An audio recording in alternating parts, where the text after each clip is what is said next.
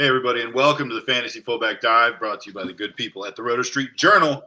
We are acting as your lead blocker to fantasy excellence. We're paving the way to fantasy glory, winning all these football-related fantasies and hopefully making them all come true, at least the football-related ones. I'm your host, Matt the Truth Jones. With me, as always, Professor Wolfenstein, official. He's the Wolf's out, the Professor's in, and we're glad to have him. This is all quarterbacks, 2023, as the quarterback position is seemingly, at least in my estimation, gotten more and more and more important in fantasy. Would you say that's true, Wolf? 100%. Yeah, we'll make sure to hit like an overall positional preview and overall strategy after we get through this top 20. But 110%. We used to, and we've always been, wait on QB. Opportunity cost is so high when you got to burn one on just a single position quarterback, and there's such a high supply, low demand given you only need to start one. It's different now because that one starter can now be getting you nearly 30 points a week, which is crazy. So we definitely have to reconsider when we're going to invest, who we're going to invest in, who makes it worth that early jump. And if you miss on those guys, when should you wait for? But it's such a different landscape. Absolutely truth. You're 100% right. From the 5 years we've been doing this or so, it has changed dramatically. Yeah, I mean, you got the anchor of your team, like you said, putting up 30 a game. And I mean, for some of these guys, that's conservative. And you got that, and, say you're playing somebody who gets 20. Well, I mean, that's a massive edge, probably a bigger edge than you're going to get usually at one of the other positions. So, yeah, I'm looking forward to this episode because I want to pick your brain a little bit, and I'll tell you a couple of my thoughts as well.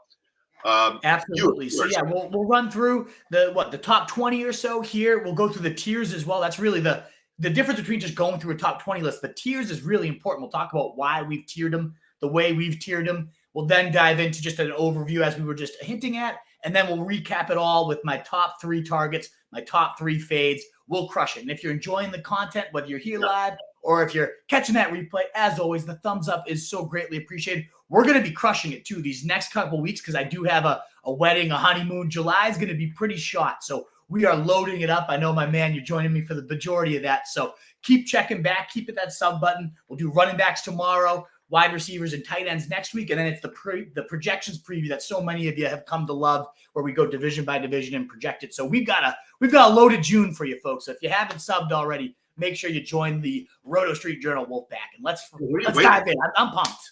What are you waiting for if you haven't subbed yet? Do it. Also, you said I'm joining you for the wedding. I'm actually going to see you in person for the first time. Hell yeah. It's going to be awesome. It's been so long since we got together. I can't wait. Yeah, it'll be fun. Obviously, there will be many people there, so I probably won't get too much of your attention, but it's still going to be a good time. You're the only one I'm focused on, not even Hillary. Well, truth. It's just going to be all about you that night. Good. I hope so. All right. Let's get into tier 1. And of course, this tier, you have called them the Fantasy Gods tier, which I appreciate. I called it the Yes Please tier, having not seen what you put in the agenda yet. Either way, the Yes Please tier, the Fantasy Gods tier. We're talking about Josh Allen, Pat Mahomes, and Jalen Hurts. As a guy who owned Jalen Hurts last year, I can tell you my team was pretty mediocre, and he made them a legitimate playoff team. 100%. That's the edge we were alluding to in the intro. One of these 3 guys, any one of them, you take your pick. I have obviously a 1, 2, 3, and we'll talk about who I go and why, because ultimately one is going to outscore the other, but you're going to be getting around 26 to 30 points per game from all 3 of these guys. And the big thing, as you see with Allen and Jalen Hurts, is that Konami code upside. That's really how the game has changed. Pat Mahomes is just a god of his own with that arm. But let's start at the top. Who do I have 1? If you're considering, again, I don't think you can really go wrong, but you can be more right. And for me, the number 1 guy actually is not number 1 on ECR, ADP, or on Underdog. That's Josh Allen, despite being the quarterback 1, and quarterback 2 the past 3 years. He's got the cannon arm, the Konami goodness. You don't need me to sing his praises. But what's blowing my mind is how people forget last year, before the week 9 elbow, really significant injury that he gutted it out, he played through. He was averaging nearly 28 points per game, would have been the most we've ever seen at the quarterback position. The games 1 through 8, he had 5 of those 8 games over 30 points. I mean, it was just clockwork. You were getting 30 or more. If you had Josh Allen in your leagues, you understand you're probably 7-1, 8-0. You were killing it. And then he did really get limited. Now, he still consistently put up 20. That's just how valuable his legs were, but he couldn't throw it at all and still was regularly putting up 20 or so fantasy points. It was nuts. Exactly. And you're saying for half the season he couldn't throw it. Exactly. So I don't know how he couldn't be the QB1. I mean, I don't like. I get it. These other guys are great. Like I said, Hurts carried me all year. I mean, rushing touchdowns were just insane. I don't know how you could not have Allen one. I don't get it.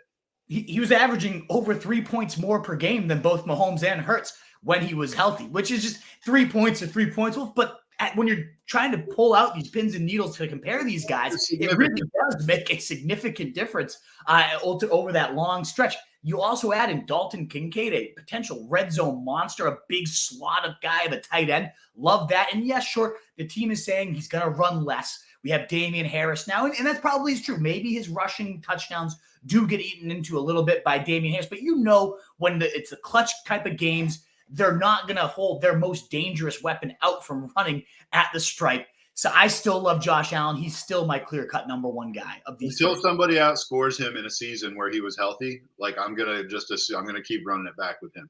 100%. Of course, number two. I mean, no one's gonna give you a side eye if you pick Pat Mahomes.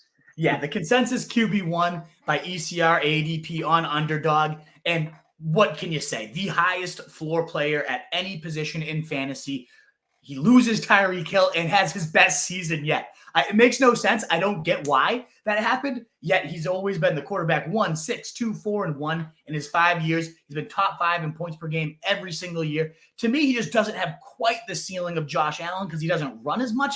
But man, to do what he did, and now another whole offseason with Kadarius Toney, I think a very explosive weapon. They add Rashee Rice, who he's had a great rapport with so far in early OTAs.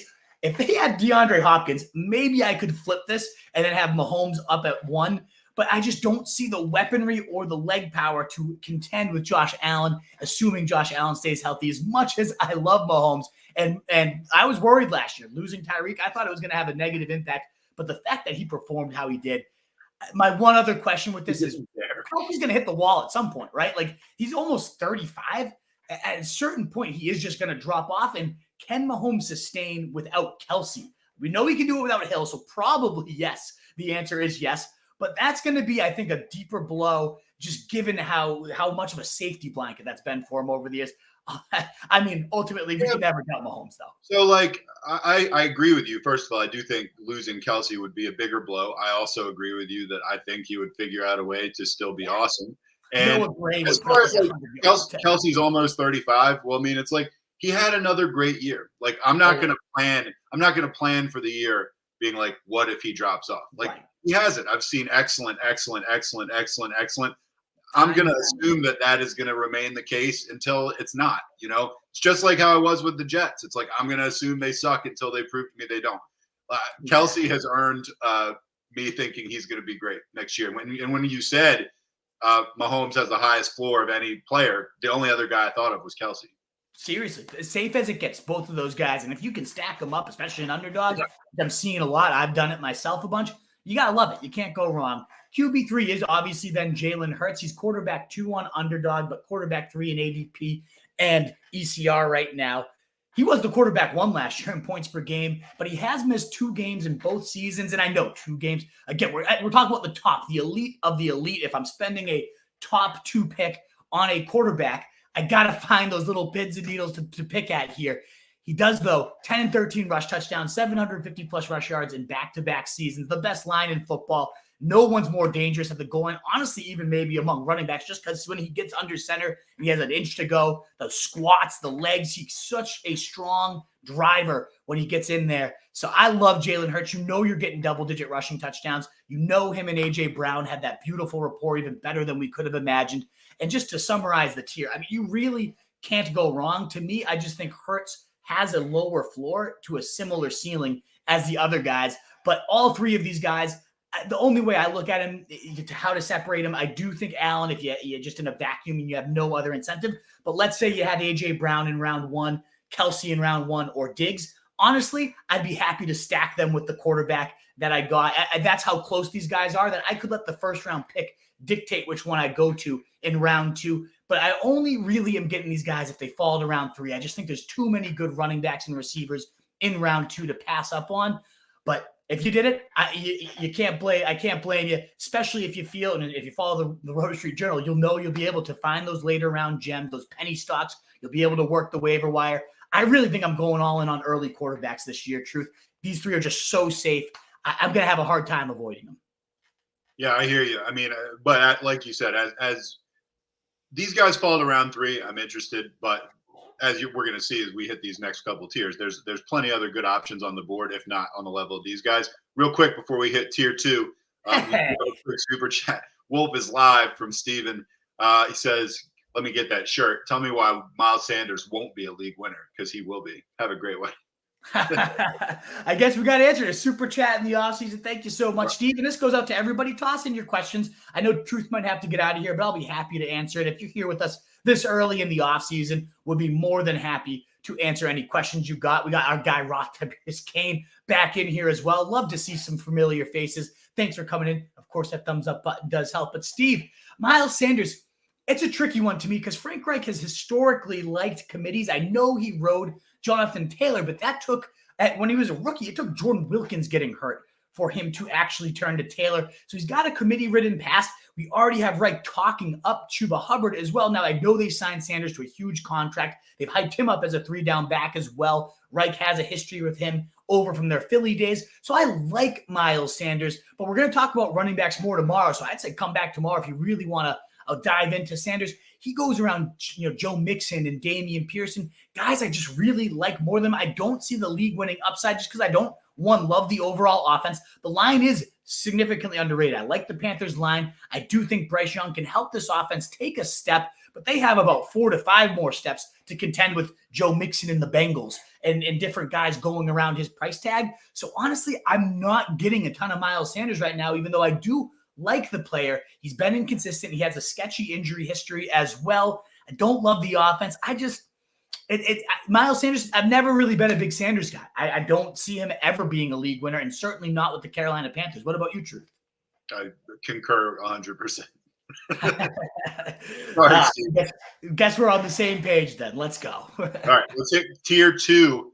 And the Wolf calls this the tier that has the upside to get to the God tier. Potentially, I call them the Konami upside tier because it's Fields and Lamar Jackson.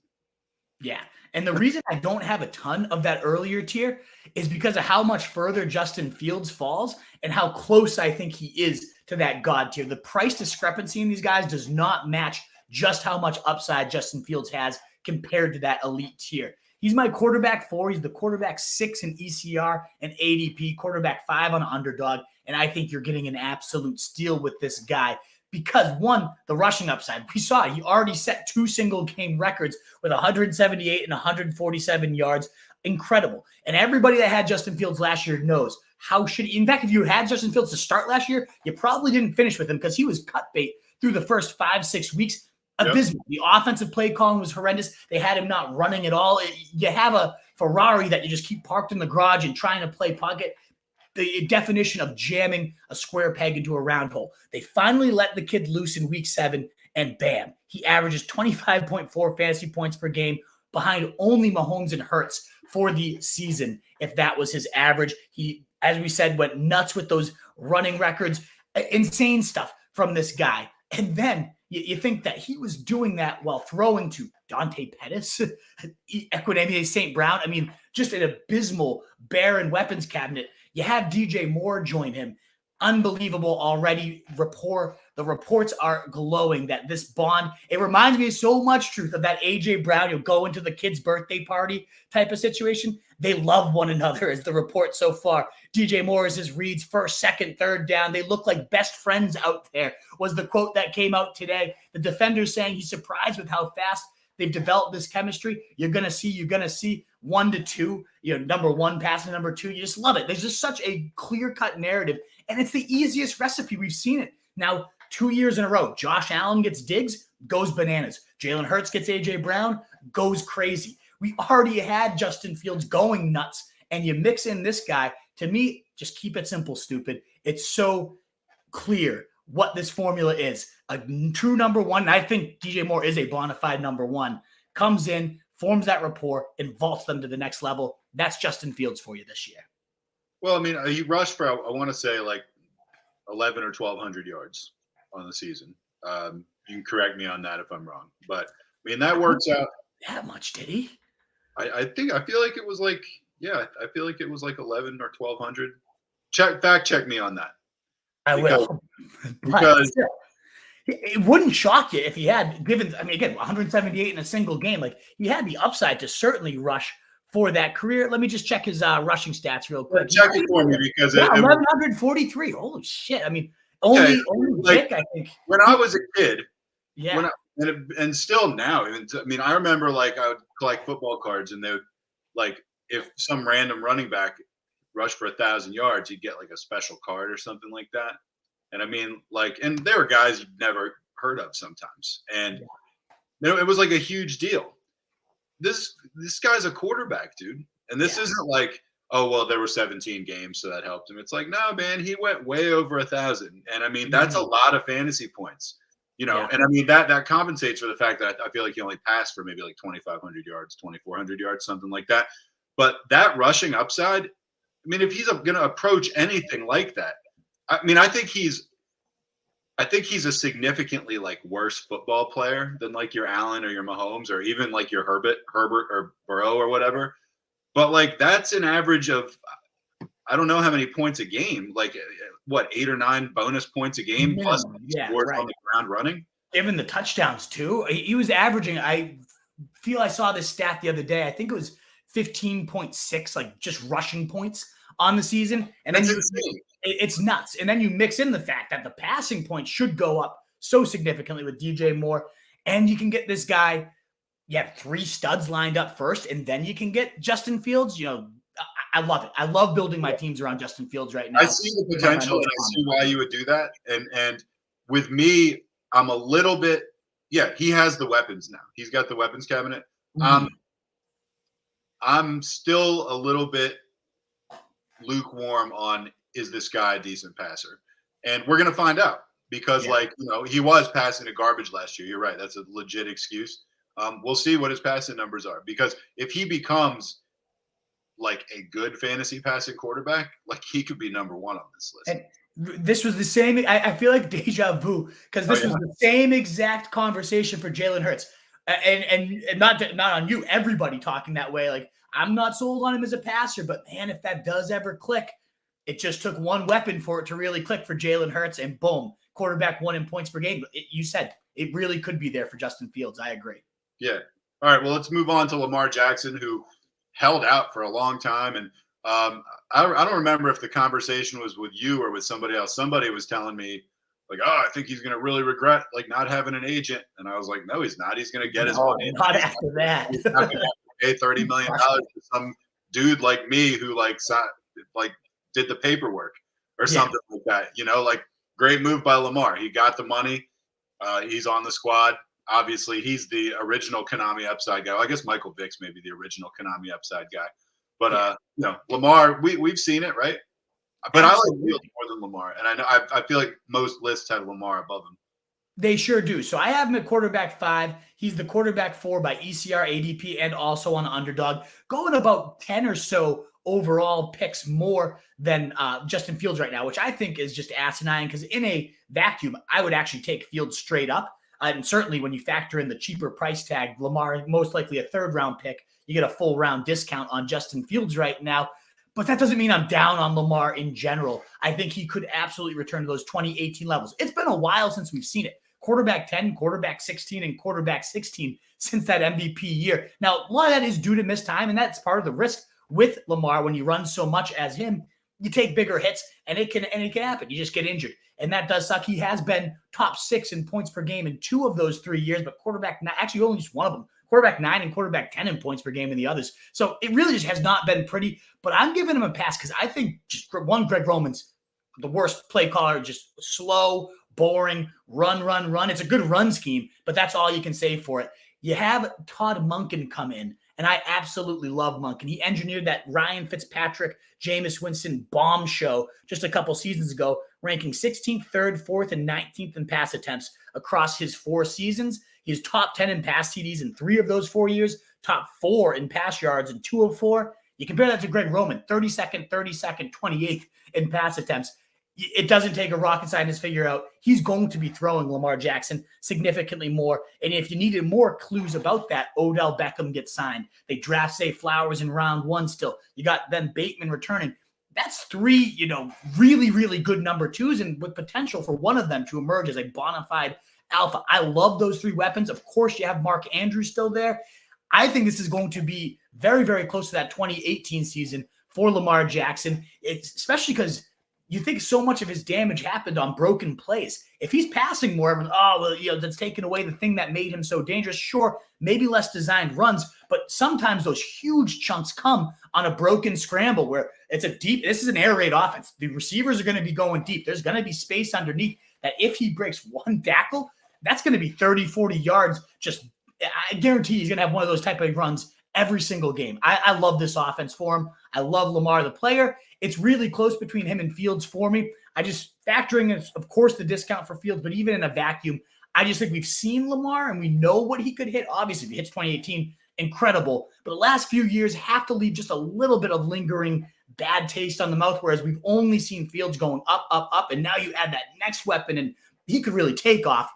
I just feel like we don't have quite that ceiling with Lamar at this point, but maybe I'm wrong. Maybe Monken, more so than an added player, could have that type of impact. Yeah, I'm nowhere near. When you say we've seen Lamar, we have seen him. The last 3 years, he hasn't been better than quarterback 10. We said last year, we faded Lamar last year, and and we were right. And for a couple of weeks, we looked like idiots. He really crammed it up our ass, and we were just like. And YouTube came at us hard. Oh man, we got roasted. They did, but it's kind of like when remember when YouTube came at me when I said Tyreek Hill was going to be better than OBJ, and it's like, yeah, you can come at me now. Come talk to me after week 16 or whatever. We were right about Lamar, and he made us look stupid for a couple of weeks.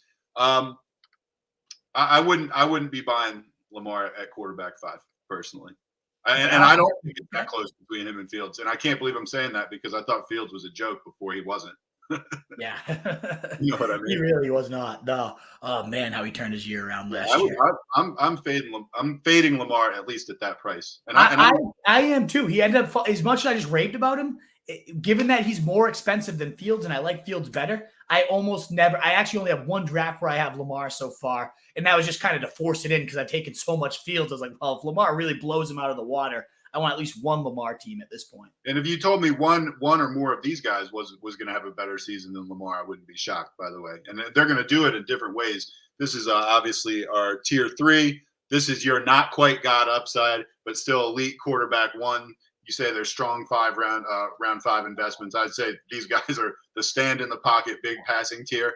The only reason they don't have the God upside, I think you would agree, is because there's no legs bonus for the most part. It's not like we haven't seen Trevor Lawrence run. We have, but it's not the same thing. It's comparing apples and oranges when you're talking about Justin Fields and Trevor Lawrence as far as running. But these guys are all potentially blow up quarterbacks, like guys where you're thrilled that they're on your team, could be throwing for 5 touchdowns in games and stuff like that. And that, of course, is Justin Herbert, who you've got at the top of the tier, who's also the one I like the best. Joe Burrow and then Trevor Lawrence, who, he was another guy where I was like, you got to prove it to me. He kind of started to do that. He's got a big weapons cabinet now. I actually agree with you. I like him at the bottom of this tier. Yeah, 100%. I even almost considered a tier 3.5, and Trevor Lawrence is – I'll never take Trevor Lawrence over either of these guys, so I don't necessarily have him in the same tier, but I also take him above every single person in the next tier after that. So to me, he's a tier 3.5. We'll talk about that in a second, but the first debate you have with this tier is Herbert versus Burrow. Which one do we go? And right now, the ECR, ADP, and on Underdog all say you got to go Joe Burrow. The Wolf says no. I say Justin Herbert. But honestly, it's similar to the top tier. Both of these guys are going to be phenomenal. I just think Justin Herbert could actually break fantasy, whereas we know what Burrow is. So let's break down both of these guys. The consensus QB2. They're both awesome. awesome. I mean, we love them. As like an actually building your franchise around them, Joe Burrow probably only behind Pat Mahomes on that like real life list for me. Love the guy real life wise. Let's talk fantasy wise though. Why I go Justin Herbert over Joe Burrow. First, this guy's consensus QB2 coming in fresh off 5,000 yards, 38 TDs. The next great thing, going to take over the league. Joe Lombardi's an absolute idiot, his coach. He completely takes away the deep ball. He doesn't do the things that Herbert does well. Also, losing Keenan Allen really did hurt the overall mojo of this offense, just given how steady he is at converting the chains, moving and sustaining drives. So losing him for over half the year definitely took a big impact. But now you get Keenan Allen back. A lot of rumblings he was going to be gone. He's back. Not only that, but Quentin Johnson is added, one of the most explosive rookies, the only big guy in this class that also drips in some size, speed, potential here. Staley saying this was the best player on the field when we scouted him against Georgia. Nobody else popped nearly as much as him on both sides of the ball. So that's just a really high compliment there. They went out and go get him. So you got an explosive cabinet. But what I really love, I hinted at Joe Lombardi being a complete moron. Well, he's out and Kellen Moore is in. You don't have to hint at it. You can just say it directly. Kellen Moore, baby. It is the best truth. He was reined in by Dallas after going bananas the first 2 years. In 3 years with Dak, they were first, and then 11th in total yards, reined in by McCarthy that last year. 6th, 1st, and 4th in total points. So he still had a pretty good total points season last year. Second, and then 14th in passing yards. 5th, 3rd, 9th in passing TDs. So even while getting reined in, this offense was still solid. He gets fired for throwing too much and putting too many points up for the board. I mean, I think that's what his job is as the offensive coordinator. You then pair him up with Brandon Staley, one of the more aggressive play callers, aggressive, just overall minded coaches. I think he's just going to let Herbert come out and sling. And then you do mix in, this is the one other reason why I like Herbert above Joe Burrow. There's some real sneaky athleticism here. In fact, if you just look at his combine measurables, he's a better athlete than Josh Allen in most of those categories. Now, wasn't the runner of Josh Allen in college. That's not his game. I understand that. He's not going to suddenly become an 800-yard rusher.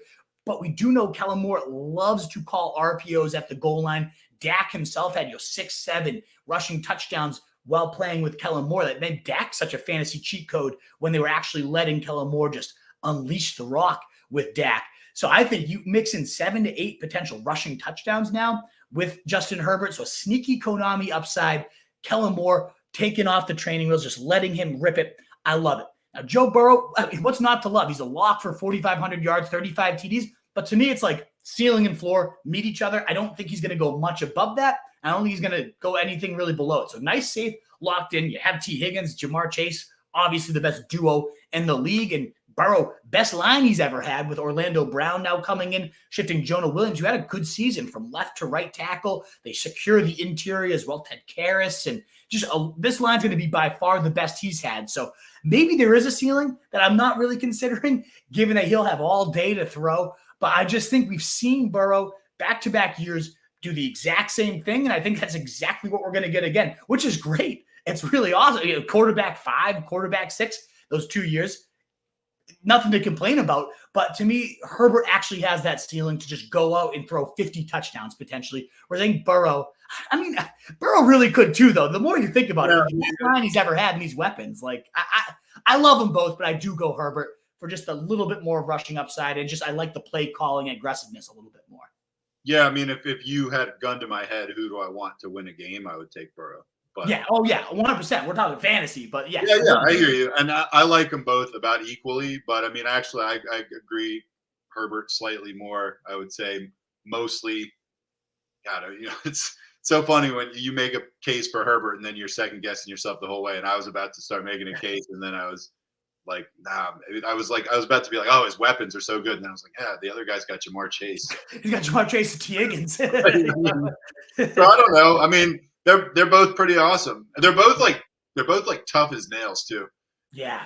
Remember when Burrow got, I forget what his injury was. It was like a thumb or something, and it was like terrible. It was like mangled, and he kind of is wincing, and he's just throwing on the sidelines anyway.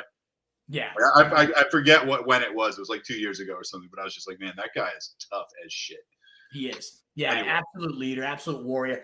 Love the guy. And as we alluded to, Trevor Lawrence, he's right around this tier. I can't make half tiers in my ranking, so he is technically tier 3. I'd never take him above either of these guys in any universe, but I think quarterback 8 is firmly locked in. There's nobody that actually move above him at this point. And then when you look at the ADP 2 on underdog, the next quarterback goes 20 picks after him. So it is a pretty big drop-off in drafts as well. He's the quarterback 8 in fantasy points last year, quarterback 12 in points per game. But now you have second year with Doug Peterson, just another year in the system. You love to see that. More importantly, Calvin Ridley could have that same exact impact that we were hitting at with DJ Moore. When he's healthy and he's got his mind right, Calvin Ridley is every bit as good, if not better, than DJ Moore. So he could have that true bona fide number 1 impact on Trevor Lawrence here as well. That's a big if. We don't know if Ridley will make it through the season and how he's going to look. So far, the reports are glowing that he's at a different level than any other receiver they have in training camp. And they have some good weapons behind Calvin Ridley. Zay Jones blew up last year. Christian Kirk was damn dangerous in the slot. You have Evan Ingram coming back as well. I mean, we got a lot of speed, a lot of yak monsters, and a good pass-happy coach in Peterson. There's tons to love about Trevor Lawrence, but he's a little bit limited. He can run. We saw some glimpses of that too. And I love the way he closed out 2022. Those weeks 12 to 15, then he kind of was rested for that playoff matchup against the Titans, kind of in regular season playoff matchup. But in weeks 12 to 15, we had 30 points out of Trevor Lawrence in 3 of his last 4 games. If he ended up doing that for, similar to Josh Allen levels, nobody would be shocked. Remember, this was like the best can't miss prospect since Peyton Manning, and we saw a lot of reasons why last year. And I do think there's still another step, especially when you get a guy like Calvin Ridley, that Trevor Lawrence could take his game. I've seen a lot of like this year's Jalen Hurts comparisons for Lawrence, and they're not, perfectly valid. I really, really like Trevor Lawrence. These top 8, I think it's very warranted that this is like a big 20 to 30 pick gap after these big 8, because that's when I'm starting to think, okay, I don't necessarily need a quarterback until round 10 or 11 if I don't get one of these 8. But I really hope to get one of them in most drafts. Agree. Small thing you said, first can't miss prospect since Peyton Manning. I would argue Andrew Luck would belong in that. Oh, yeah, that's true. You kind of forget that guy even existed. I know. Isn't it weird that he just doesn't play football anymore? I know. And he was so fun, too. Yeah, he was fun. I miss him. I don't think he's coming back. No. But yeah, I mean, the can't miss quarterback prospects in my life were John Elway, Peyton Manning, Andrew Luck, and Trevor Lawrence. And Luck had a short career, but Elway is obviously an all-time great. Peyton Manning's an all-time great. Luck would have been an all-time great. And so this guy's can't miss. It would stand to a reason that he's going to be great for a while, because usually when people are that sure, it's like LeBron or something. It's like when everybody consensus is that sure about somebody, right, there's usually something to it. And we started seeing it. We started Absolutely. seeing it. Absolutely. This might be my last tier, Wolf. Totally get it. I'm loving the content. The tier 4 quarterbacks, the Wolf has this tier labeled the remaining quarterback ones. I have them as the you could do a lot worse tier. It's a good way to label it. Absolutely. And this is where I definitely do, as you hinted at, want my top. I need to have a quarterback by the end of this tier. And they typically fall to around 9-10 range. The one that falls the furthest of this tier is actually at the top of the tier for me, and that's Daniel Jones. My quarterback 9, he's the quarterback 12 in ADP and ECR. He falls all the way to quarterback 14 on underdog. And I'll go out and say it right now, Daniel Jones is the single biggest steal in underdog drafts that you can get. There's no player I have more ownership in right now. I have nearly 40%. We got him a couple times. Every single draft we've done, we've taken him, and I have 40% stake in him right now. I hate the Giants. I've always hated them, but man, do I love this offense with Brian Daboll at this point. He was the quarterback 10 last year, thrown an absolute dog mess, but that actually doesn't even hint at how damn good he became after those growing pains, similar to Justin Fields. Justin Fields gets the pass, but not a lot of people recognize Daniel Jones only had one top 12 week in weeks 1 through 6. They were feeding Saquon. It was a slow, boring offense. And then Daboll just decided, let's see what we got in this kid. Let's see if we want to commit to him. And from week 7 on, the only quarterbacks that outscored Daniel Jones, Jalen Hurts, Pat Mahomes, Justin Fields, Joe Burrow, and Josh Allen. List ends there. So he was the quarterback 6. And I mean, those 5 names above him, That's a pretty damn good list to be behind at this point. He had more points per game, Daniel Jones, than Trevor Lawrence last year. 60% of his games were top 12. And when you go to those last 7 on, almost 80% of those games were top 12 at that point. 3 of them of his last 10 games went above 30 points. That's rare ceiling to find that late in round 10. And this, again, similar to Justin Fields, he had no one to throw to last year. Richie James, Isaiah Hodgins were his number 1 guys. Now you have Darren Waller, who by all accounts is ripping up OTAs. Most people project him to lead this team in targets. He's moving outside, inside, all over the place as a weapon. Paris Campbell's no world beater, but he's better than Richie James, who went on a significant tear to end last year out of the slot. A very dangerous yak guy who's flashing that. And Jalen Hyatt, a great rookie, a little raw, but when he does finally click, and he's been working with Danny J every day after practice, according to The Athletic,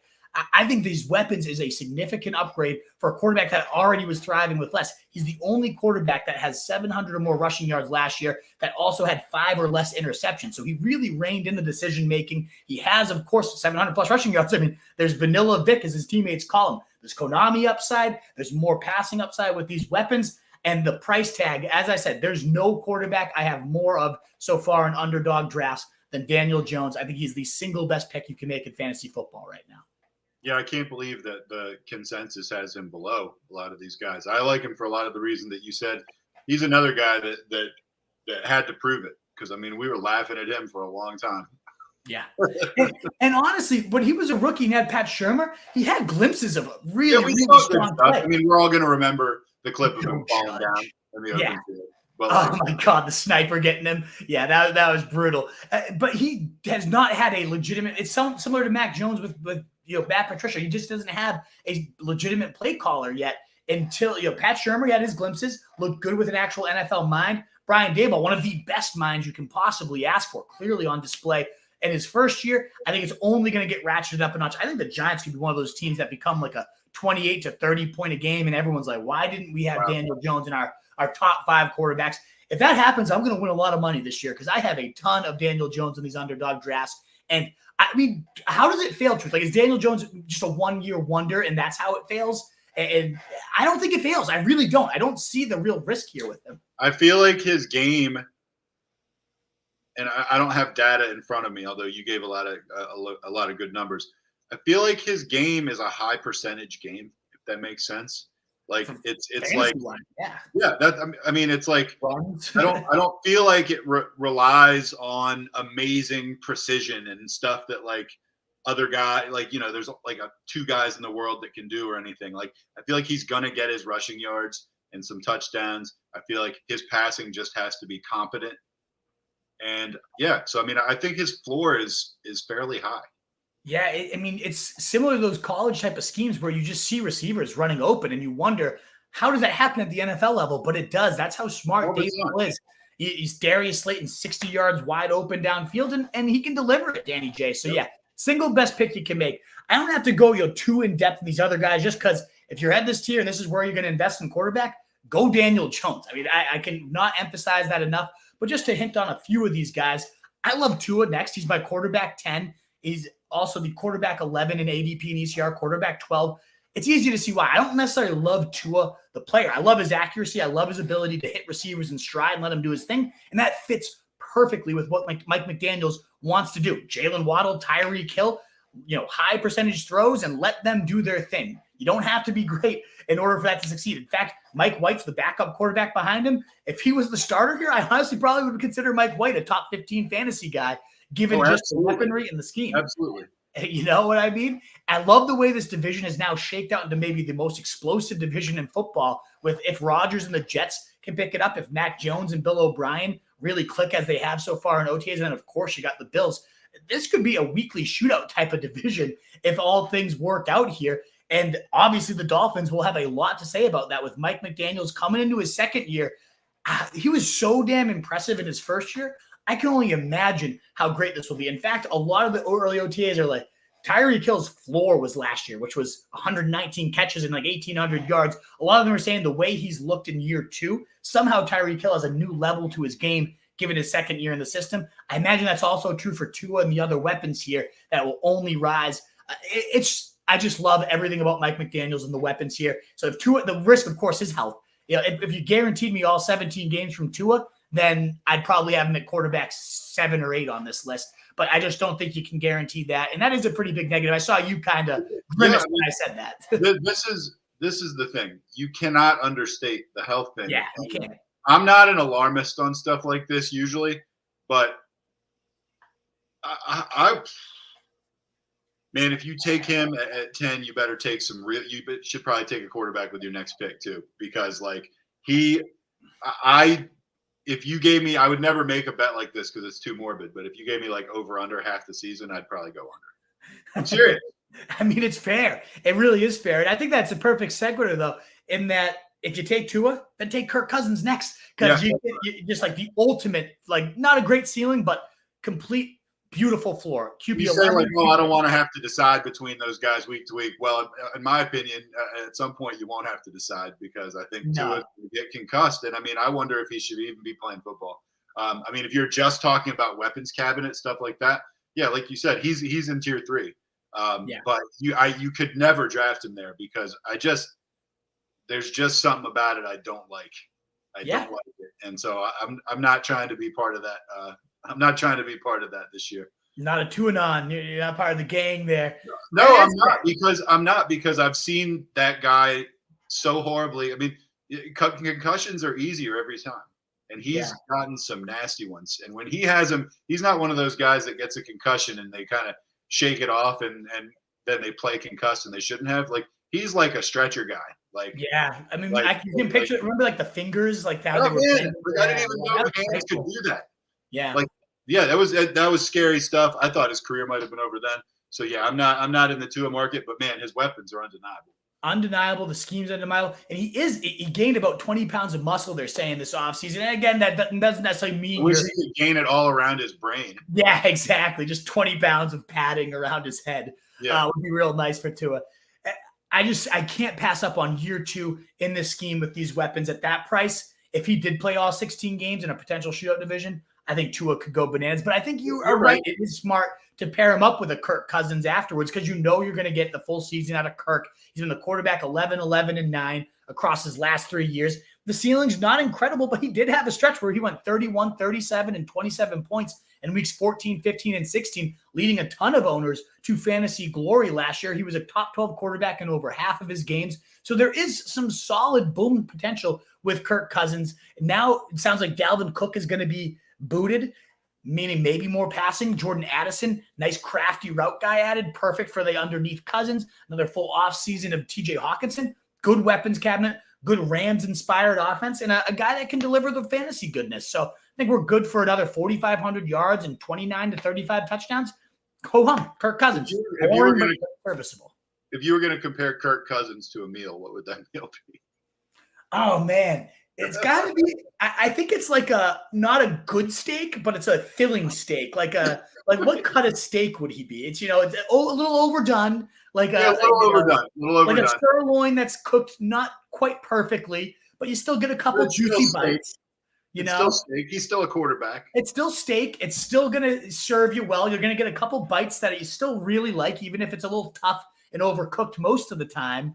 Yeah, I think that's kind of, meat and potatoes. Like and not great version of either meat and potatoes, but not great meat. But not great meat and potatoes. But I mean, you're always going to at least somewhat enjoy meat and potatoes. You're never going to be pissed off unless it's really, really poorly cooked. And he's not poorly cooked. He's just a little bit overdone. Not expertly cooked. Not expertly cooked by any means. An expert steak, like Josh Allen, the pristine, filet mignon cooked. Now that's a steak. That's medium rare, ribeye, just perfection type of thing. Rounding out this one, though. Probably should have done this for every quarterback, but for some reason. If that's every quarterback, what meal are they? Let's not even talk about their fantasy outlook. Let's just talk about what meal they are and let the people decide on how they want to go with that.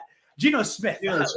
Let me know what you think Geno Smith is as a meal after I rave about some things here. Number 1 rated deep passer last year. We've talked about this before, but completed nearly 50% of his passes over 20 plus yards. That was first in the league, as were his 14 touchdowns compared to just 2 interceptions. Both were best in the league as well. He was the quarterback 5. He had some huge spike weeks, but also was pretty steady with over half his games in the top 12. Never had a dud either. 94% of the games were top 24. So sure, yeah, that's not great for quarterbacks, but you never really got killed by him, and he certainly had some of those games where he wanted to. Now he's got the maybe best trio in the league. If Jackson Smith-Njigba is as good as I think he is, with DK, Lockett on the outside, an elite, Cooper Kupp potential level slot guy comes in here. He really is. He was better than Chris Olave and Garrett Wilson when they were all 3 together on the field 2 seasons ago. He was better. He outplayed them. He outsnapped. He had more yards than all of them. So if that carries over and he's that, think about how good those 2 weapons were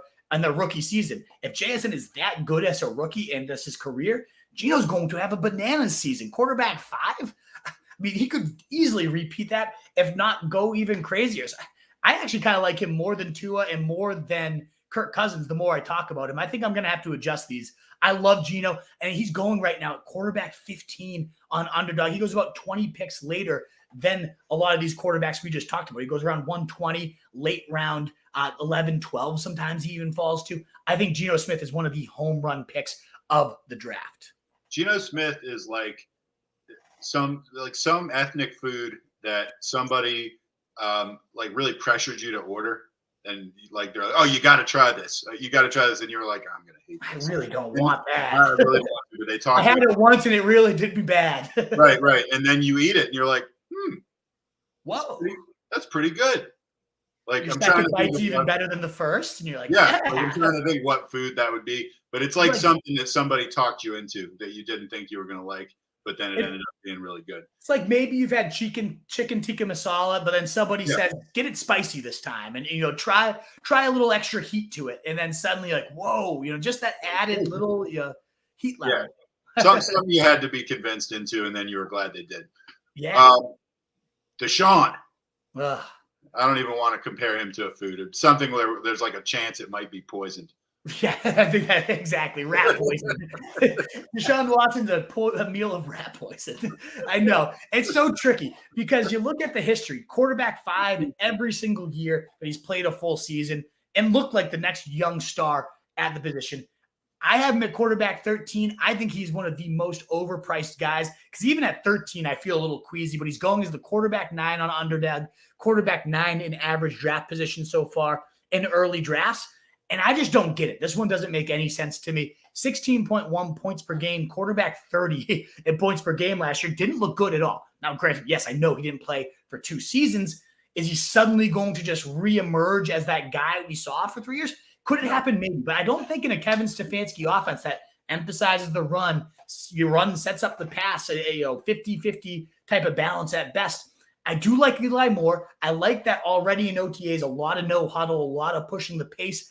But I just think this is a poor scheme player fit. And I don't even know if the player is a good fit in any scheme at this point based on what we saw last year. Maybe he rebounds, returns to that top 5 quarterback level. That ceiling is there. But I don't think so inside this offense. And honestly, I just don't think so as a player. He didn't seem to want it after that big fat contract. I'm just not a Deshaun Watson guy anymore. And I loved him when he came into the league. He made us look great when we said he was going to be a league winner as a rookie. And he looked like it until he got hurt and tore his ACL in practice. That was, remember that? That was like our first year ever at RSJ. And we were riding Deshaun Watson high and bam, tears his ACL. And ever since then, I've never been much of it. But the weapons are there. The pass talent's there, but I think it's long past at this point. So I'm not a Deshaun Watson guy. I'm not in the Deshaun Watson business. Now, give me Geno Smith over Deshaun Watson. And the fact that Deshaun Watson goes 30 picks right now ahead of Geno Smith, 3 full rounds, it's one of the more baffling things that you could possibly think of. All right, man, I'm out. Good seeing you. I've really enjoyed the show. I wish I could stay for the rest of it. And everybody that tuned in, thanks. I'll be seeing you guys again soon. And enjoyed quarterbacks tier 5, which I have called the quarterbacks you could talk yourself into. Perfect. I'll knock these ones out of the park for you too. This was fun. Definitely reconnecting. We'll hit the running backs tomorrow. So everybody, if you enjoyed this, make sure you come on back, or if you're catching the replay, I'm sure the running back's sitting there in the feed as well. So we'll hit those tomorrow. I'll definitely be able to get on a little earlier tomorrow. It was a busy day after school today. So we will crush it tomorrow. So thanks again, Truth, for being here. Hey, guys. All righty. Cheers. So let's wrap up our quarterbacks here, folks, with this last tier. And these are the guys I would be pretty excited to have as a quarterback too, but I really don't want them as my number one guy. I definitely want the guys that Daniel Jones. I'll keep emphasizing that. There's one takeaway from this pod. It's draft Daniel Jones. Even if you get an earlier quarterback, I like him as a QB2 just so your opponents don't have him going against you. The steal of the draft so far. But this is you get him as a quarterback too, you're feeling good.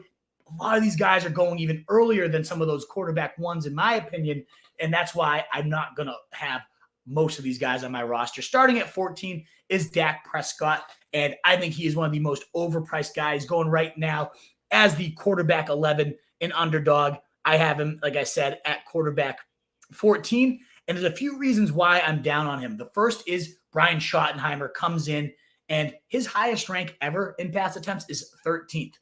All 11 other, so he's had 12 seasons in the league. All 11 other than that 13th ranked one have been well outside the top 15, including multiple at the lowest level. And that's with Russell Wilson, looking as the most efficient passer in the league. He's still never opened it up. And McCarthy's already said, we want to run, use our defense, grind it out, win these games with the run game, with the defense. So I don't like that. I do love the weapons here, though. I love Brandon Cook's addition. I don't think he's cooked yet. I think he can still take that top off the defense. Gallup is quote unquote looking springy again. And I've always loved Michael Gallup as a player. And of course, CeeDee Lamb, a bona fide stud. So we got the weapons. I do think Dak is, as a quarterback, I've always really liked Dak and respected his game. He's got some mobility as well, some Konami potential. But I just think Schottenheimer and McCarthy are going to really rein. They already reined the offense in as much as they could last year, and they reined it in even further, and Dak disappoints. So at his price, I'm out on Dak. Jared Goff comes in as my quarterback 15 here.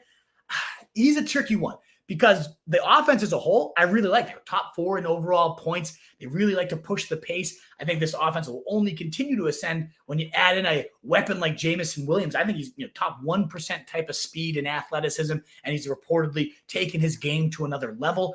I think this offense could blow up with Jameson Williams there. The only issue is they love to just enforce their will on teams in the goal line with the run game. That's part of Dan Campbell's philosophy. Let's batter these guys, get our linemen fired up. They're one of the best run blocking leagues, and it works. I mean, Jamal Williams led the NFL in rushing touchdowns last year. I think David Montgomery is a fair bet to do the same. So that makes Jared Goff as steady of a floor as you'd think he'd have in a nice, consistent offense. Very boom or bust last year. Only a top 12 quarterback in 41% of the games. And when he busted, 10.2, 7.8, 12.8, 8.2, he had some really low duds because Jamal Williams had just run in 3 touchdowns. So for a guy that is quote unquote safe, a little low floor here.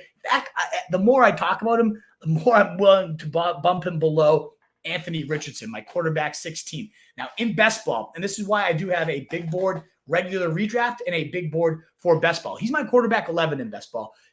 Where you want to go for the home runs, you want to try to knock it out of the park so you can beat 500,000 other people and win $3 million on Underdog code RSJ, baby. Check it out. Link is in the description.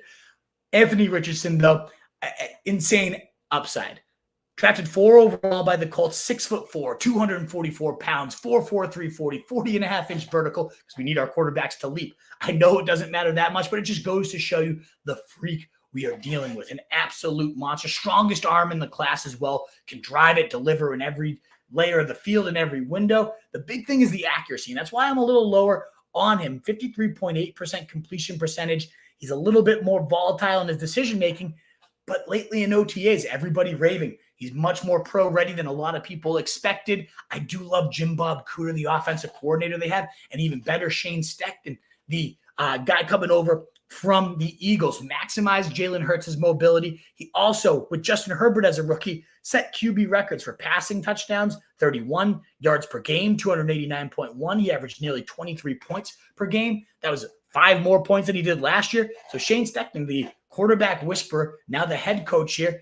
Don't forget Jalen Hurts ranked tied with Mahomes and behind only Josh Allen in 21 to 2022. So you get 2023 here. This next weapon, Anthony Richardson, I like Pittman. I like Alec Pierce.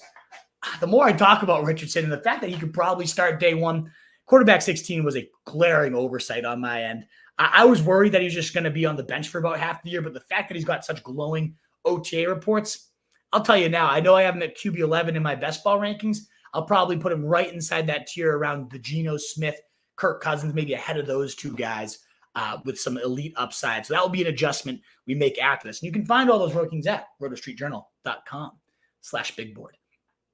And then after him, it just kind of rounds out the tier with my last remaining QBs I'd like to draft. Again, as QB2s, one of them being Matthew Stafford. Now, I know. Is his elbow done? Is he done? Has he hit the end of the road? Well, before last year, this guy was an absolute Iron Man. He'd played all 16 or more games in every season but one from 2011 to 2021. A good track record in that sense. Now, I know the elbow last year nearly fell off, but just the year before that, first arrives to the Rams, QB 6, 4,800 yards, 41 passing touchdowns, and now could the ceiling be even higher because they add Mike LaFleur as the offensive coordinator. If you don't know who he is, he came over from the Jets, he comes from the Jets way. Well, that's great, Wolf. In fact, the Jets led the league in pass attempts and pass yardage in any game not started by Zach Wilson. LaFleur loved to sling the rock. He's a McVay disciple too. These guys have coached together before. I think that brain pairing is going to be beautiful. So Stafford going at quarterback 21, an underdog right now, falling outside top 20 in regular redraft as well. At quarterback 17 for me, I think it is a great rebound buy. I think Stafford could really, really surprise. Still got Cooper Kupp, the best receiver in the league potentially. So I love Matthew Stafford. I have him even above Aaron Rodgers, who right now is going to the quarterback 16 on underdog, quarterback 14 in redraft, which I think is asinine. I know I'm not a Rodgers guy, never have been. And it's burned me every now and again in the past. But to me, Nathaniel Hackett's his offensive coordinator. I hate that. And yes, they worked together in Green Bay, but that was with LaFleur calling the plays, the older brother LaFleur calling those plays. I don't think Hackett has a brain. So I am very worried. I know Rodgers is kind of the QB and coach on the field, but I'm worried there. I love Garrett Wilson. I love the weapons. I just, with such limited mobility, no Konami upside, a bad offensive coordinator, a defense that's really competitive that might keep games close and keep shootouts down. I just don't see the narrative for Aaron Rodgers outside Garrett Wilson just being maybe the next Devontae Adams. Maybe that happened, but even when he had Devontae Adams, Rodgers was like a fantasy stalwart these last couple of years. QB 14 last year. Yeah, I'm just not a big Rodgers guy. Never have been. And yeah, it's burned me sometimes, but don't love Rodgers. Now, rounding out my top 20, they're in the next tier is Jordan Love taking over for Aaron Rodgers in Green Bay. Love Christian Watson, love Mike LaFleur. I do like Romeo Doubs as well. So I think Jordan Love could really blow up. And then you got Russell Wilson, Sean Payton. Maybe that marriage is beautiful and Russell Wilson rebounds in a big way. But that is my top 20 quarterbacks, folks. And I just want to kind of wrap it up here by answering any questions you have. But to summarize here, I'm just going to type in 3 quarterbacks I am buying most. So who am I buying most at quarterback? Let's talk about those to kind of summarize what we went over. So 3 quarterbacks I have ultimately rostered the highest percentage. Number 1 is Daniel Jones. I'm going to keep reemphasizing that, but at his 10th round price right now, you got the 700 rush yards, Vanilla Vic as his teammates call him, only 5 interceptions, really improved his decision-making last year, was the quarterback 6 in fantasy after week 7 when they finally took the training wheels off and turned the keys over. He showed what he can do. They give him the big extension, and then they surround him with Darren Waller, Paris Campbell, Jalen Hyatt, in addition to bringing back all the other guys like Isaiah Hodgins, Darius Slayton. No better investment than you can make than Daniel Jones in fantasy right now. But also, if you're going early, I love going Justin Fields. I think he's an absolute steal at that position. You can go running back, receiver. Then you go Justin Fields, whereas he brings that upside of the first 3 quarterbacks in Josh Allen, Jalen Hurts, Pat Mahomes. I think Justin Fields is right there in terms of his ceiling, but you get a 2-round discount. You can load up those much harder positions to find later. I really like taking Justin Fields in round 4. I've been heavily investing in him. And the last quarterback that I've gotten a ton of is Justin Herbert in that mid-round range. He goes about a round after Joe Burrow, but I actually have him higher than Joe Burrow, given that Kellen Moore impact. I think this is the situation where we saw Dak lighting up the league, about to break fantasy before he got hurt. First, sixth, second in terms of total yards across his season. I love this pairing. I think Brandon Staley is going to really let them light it up. So that's the 3 quarterbacks I am buying most right now on Underdog. The one guy I'll also toss in there, if you're really looking for a sleeper, is CJ Stroud. I think the Texans are going to absolutely suck on defense. And I think Stroud is the best passer to come in the last couple of years with untapped Konami potential. I don't love the weapons cabinet. Robert Woods is his best guy. I love Tank Dell, though. I think he could really emerge as an explosive after the catch guy. John Mechie, if he gets healthy. I just think they're going to be constantly playing catch up. The Texans are. So as a last round stab in a 49ers inspired scheme too, where it makes the quarterback's job so easy, I could see CJ Stroud really impressing. He's the quarterback 25 right now in Underdog, right around a quarterback 21 for me. So I like CJ Stroud as well. So that summarizes the 3 quarterbacks that I am buying the most. What about the quarterbacks that I am fading the most? That's one last question I want to cover to kind of summarize again my main points. The first one is Deshaun Watson at his quarterback 9 price tag. I have him 5 spots lower than that. I have him below guys he is going 20 picks ahead of, even 30 picks ahead of Geno Smith, who I prefer. This guy was 16.1 points per game. Quarterback 30 did not look like he had it anymore. Maybe I'm wrong. Maybe he proves that he can really rebound that quarterback 5, 3 straight years. Maybe we get back there, but I don't think him and Stefanski are a good fit. I don't think this is going to pan out well for the Browns at all. I also am fading Dak Prescott. Brian Schottenheimer, really, really run heavy, has been outside the top half of the league in pass attempts in 11 of his 12 seasons. The highest he's ever been is 13th. McCarthy's already said, I want to run. So even with good weapons and a good track record by Dak, I am fading him decently. And I had been fading Anthony Richardson. I don't know how much more. The more I talked about him, the more I fell in love tonight. So I can't say he's on my big fade list right now. So the next guy I'm lowest on is Derek Carr. I just think the Saints, he's in the top 20 quarterbacks for most. He's outside my top 25 quarterbacks. Run-heavy team. Don't think Carr is anything special. They have Olave. Maybe we get a nice rebound here from Michael Thomas. So yeah, then Derek Carr could pan out okay. But I just think the Saints team is going to be ugly, grind it out, lean on Kendre Miller, the rookie, Jamal Williams. And you got the Taysom Hill vulture there at the goal line as well. So I just don't think Derek Carr brings any type of upside to the table, despite finishing as a top 15 quarterback in many of his seasons. There's just no real upside, in my opinion, to him. So those are the 3 quarterbacks I am fading the most. All righty, Wolfpack. Whew. That wraps up our quarterback talk as we went into overall strategy, the tiers, all that good stuff. If you enjoyed it, please do consider hitting that thumbs up button. We have a couple quick questions here. Let's see what we got. Hey, what's going on, Bulldog? Good to see you. Thumbs up do always help. Great seeing you, man. Roth Tiberius Kane saying he likes Desmond Ridder as a sleeper.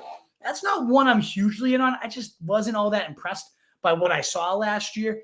I do like Drake London. I do think Arthur Smith's a solid offensive mind, even if he mismanages Kyle Pitts and some of his most explosive weapons. I just don't think Desmond Ridder's it. I don't. I'd love to hear your case, Roth Tiberius Kane. He's right now my quarterback 31. So I am not drafting him at all right now. If I'm drafting late, I'm going Sam Howell. I'm going Mac Jones, 2 guys that I really like in the same price range as Desmond Ridder. I wouldn't be shocked if they trade for Ryan Tannehill midseason and turn the keys to him. So I'm not a Desmond Ridder fan at all. Chris, what's going on? Been a hot minute indeed. Waiting for the next season. Absolutely. I cannot wait. That's why we're doing these shows right now, to kind of get the juices flowing, get ready for 2023, which I think is going to be incredible. All righty, Wolfpack. Well, thank you again so much for being here. All our content is at rotostreetjournal.com. You can find me at rotostreetwolf on Twitter. My rankings, rotostreetjournal.com/bigboard. There's also best ball specific rankings, which is probably more important at this time of the year because no one's doing real redrafts yet. It's all about that underdog best ball market. Use code RSJ for up to $100 matched for free. Use that code, use the link in the description, and we'll hook it up with a big match there, and you support your boys as well. Thanks again so much for those of you that tuned in. And a world full of fantasy sheep. Be the wolf, guys. Later.